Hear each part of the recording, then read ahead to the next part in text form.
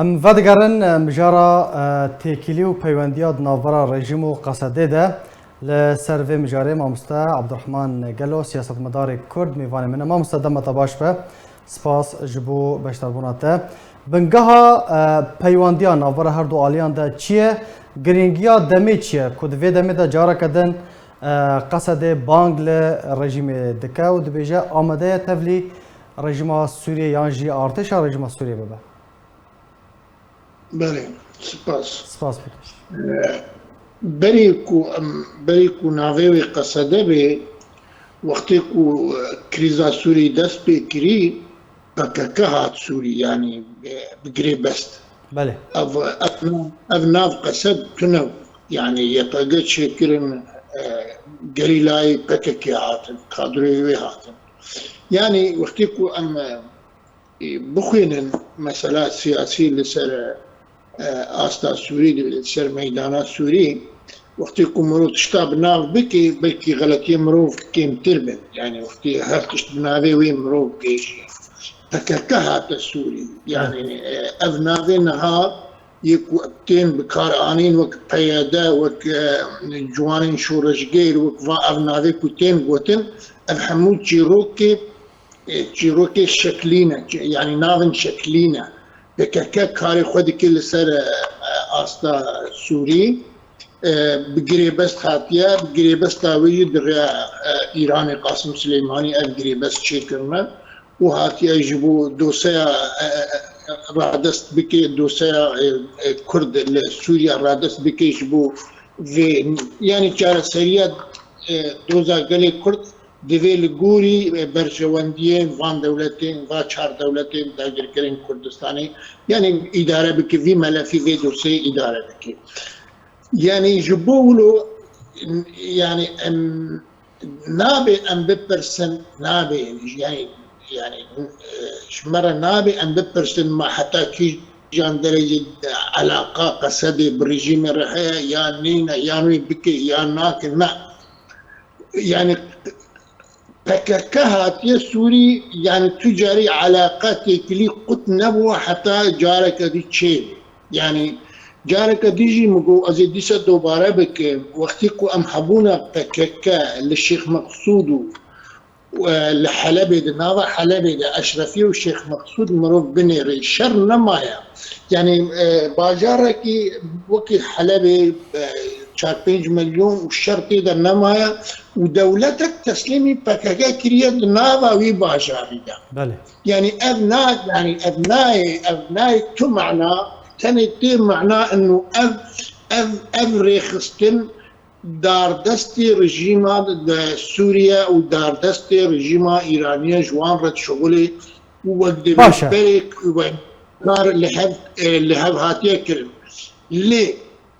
تشتاكو ايرو دبي اف شر روسيا واوكرانيا او تكليد ناظرة تركيا وايران ده هنكي حلوشان يعني او باوريش كان بله ايرو شوبريا استانا واكل هفدكرن او شوبريا استانا جهاف ذكر تحرفي يعني او حلفي استانا تحرفي ما مستا ناخذن بهتر باش ج نافاروكا يعني جمجار خود در كفن تبحثا گریبسته کرد تقول پاکه که دست پکی ده هاتیه پشت بویا قصد بیگمان قصد جی به سرپرستی امریکا هاتیه دامزادن بریا ویجی یا پاکی بو باشه او نافاروکا گریبسته یا کد نافارا رژیم سوریه و پاکی ده چیه؟ او نابي ام بتشابكي الرش يعني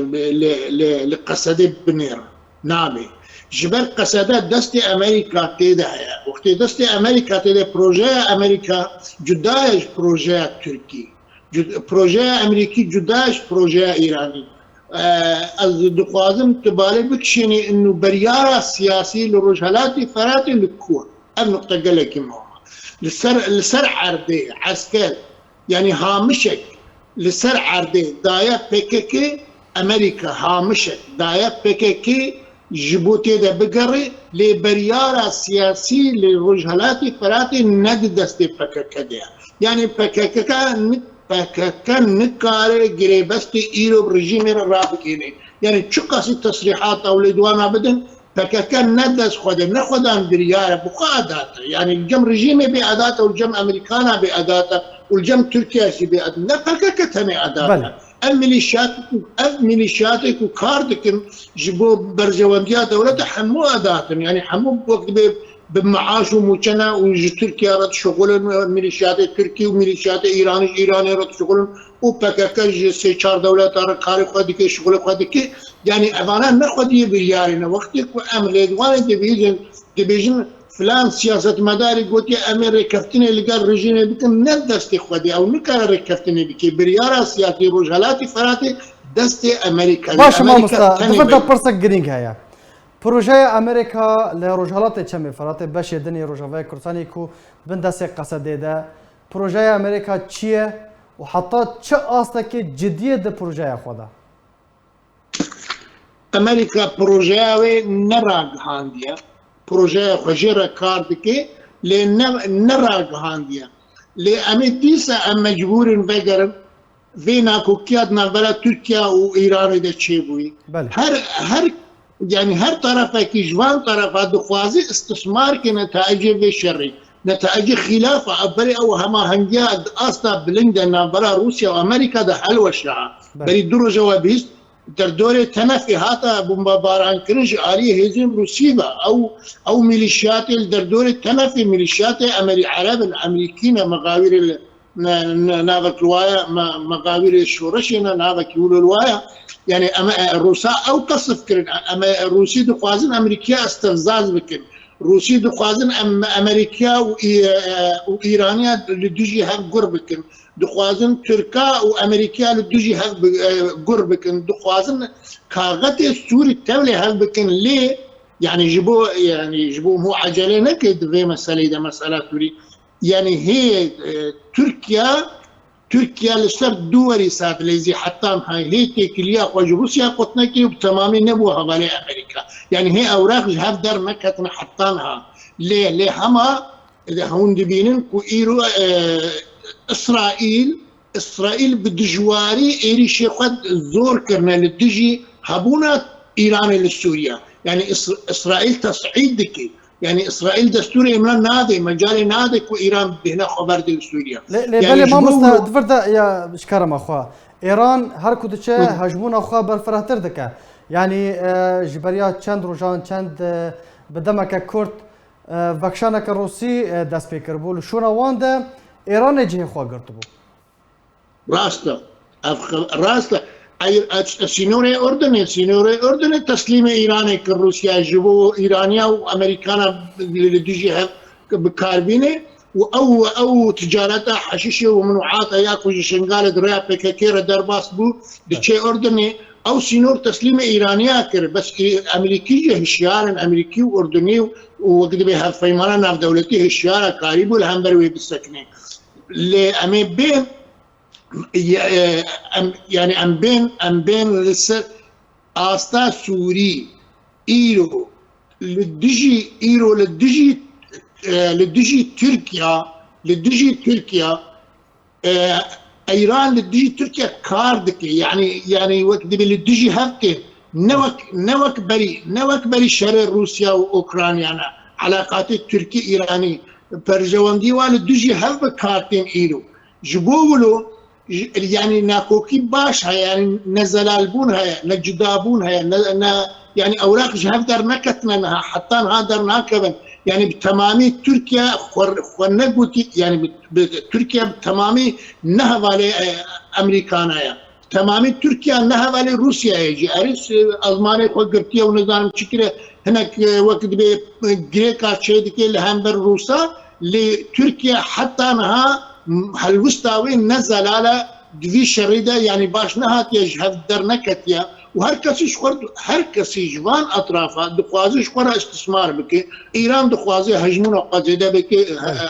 وقت به السر اساس سوري تركيا دخوازي تركيا يك هدف جير هي نوك هدفها تركيا يك ارمان جا تركيا انه تنبونا تفقر ازادي قاده كرد جهول راكي تركيا ابا هدفاوي لامريكان معادله سياسي ناغهار رجالات فراتي امريكان دستور تركيا نادن بري نهاجي وقتكو هناك جبو إيريشين تركيا الشبكة دقصتو كيف واضحات وتركيا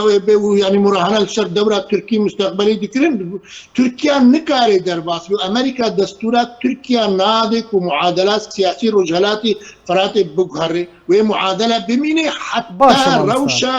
حتى روشة عراقي بس أزبين نقطة بيجو حتى روشة عراقي تارسر نبي بهفدة جريداين هردو يك ورفارن يك ميدان يعني حتى روشة عراقي تارسر نبي وتبريار الزلال لبرشاف نبي هر برصا من دفي باشي ضوية ذو يعني از بيجي تهنيكي بحثي كر يعني السيناريو ويتشبن سوريا بقشتي روجافاي كورساني بطايبتي هلوستا امريكا قفن تركيا لاليكي فاكشانا روسيا بالفرهبونا هجمونا ايراني ام بيجن چارا نویسا کردان دوزا کردی لروجاوای کورسانه هر وها بانگن قصد جبو رژیم هلوستا رژیم يعني بكرتي روش برف چه قناغه که بده چه بلكي دو هفدي هل بجارتين كونغرس امريكي يعني ضعيفترين اداره وخرابترين اداره هاكي لسر اداره امريكي اداره اوباما بو وافجي وقت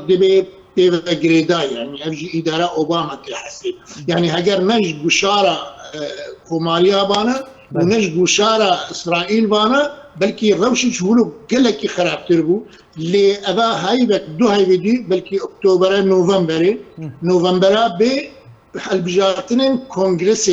كونغرس خو بينا دكي كونغرس خو نوجان دكي يعني كلتك شو دو هري وقت زورينا كونغرس دبن كوماري اوباما دستجريدا نكاري توقيع لقال ايراني او اتفاقات اتومي يعني هاجرك ودس برداي معناها اتفاق يعني اتفاق توقيع كربو همزه كربو اللي ضغط ايراني ضغط اسرائيلي وضغط كونغرسي هنكي او دستيوي دستجريداي كريا ونكار بلغي يجبوا نها وحيفك دي ودهي ديجي وتشتكي اشكالات تشتكي زلال تشتكي واضح البرشاف كناني